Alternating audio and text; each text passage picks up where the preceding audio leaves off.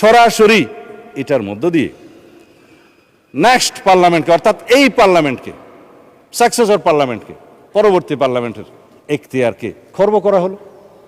পৃথিবীতে এমন কোনো বিধান নাই, সংবিধানের মাধ্যমেও না, সাকসেসর পার্লামেন্টকে, পরবর্তী সংসদকে বাইন্ডিং করতে পারে, অধিকার ক্ষুণ্ণ করতে পারে। হ্যাঁ, করতে পারে।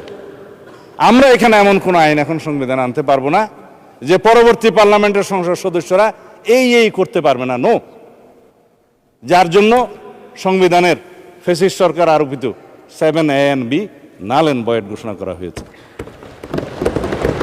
আল্টাবাস দ্য কনস্টিটিউশন ঘোষণা করা হয়েছে, বলা হয়েছে নন এস্ট, এটা ছিলই না। এখন আসেন যে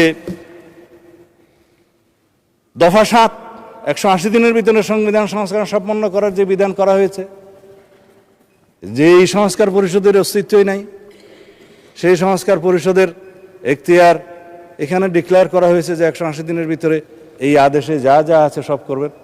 আদেশটার মধ্যে মাননীয় স্পিকার যে সমস্ত তফসিল দেয়া হয়েছে, 30টা তফসিল দেয়া হয়েছে। এই তফসিলের মধ্যে আদেশটা দেখলাম, আমি তো মনে করছিলাম 48টাই তফসিল এখানে ধরিয়ে দেবে, পক্ষে 47টা। বলছে জুলাই জাতীয় সনদ 2025-এ যে সকল বিষয়ে ঐক্যমত হয়েছে, ঐক্যমত হয়েছে উইথ নোট অফ ডিসেন্ট। কিন্তু এখানে নোট অফ ডিসেন্টের প্রশ্নটা কোথায়? এখানে নোট অফ ডিসেন্টের অংশটা কোথায়? আপনি প্রস্তাবটা করলেন আর নোট অফ ডিসেন্ট সহ যেভাবে আমরা ঐক্যমত হয়েছে সেটা লিখলেন না। তার মানে এটা হচ্ছে একটা জাতীয় প্রতারণার দলিল। এখানে বলছে দফা 4 অনুযায়ী গণভোটের ব্যালটে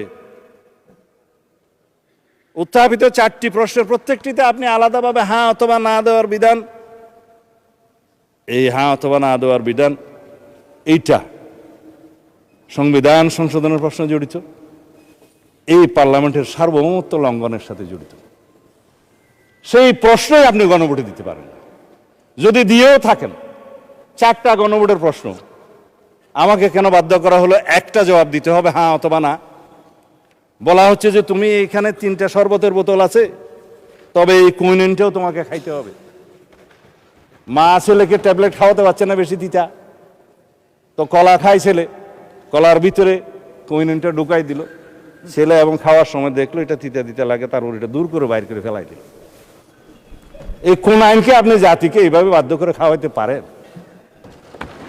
3টা প্রশ্নের সাথে জুলাই জাতীয় সনদের মিল আছে।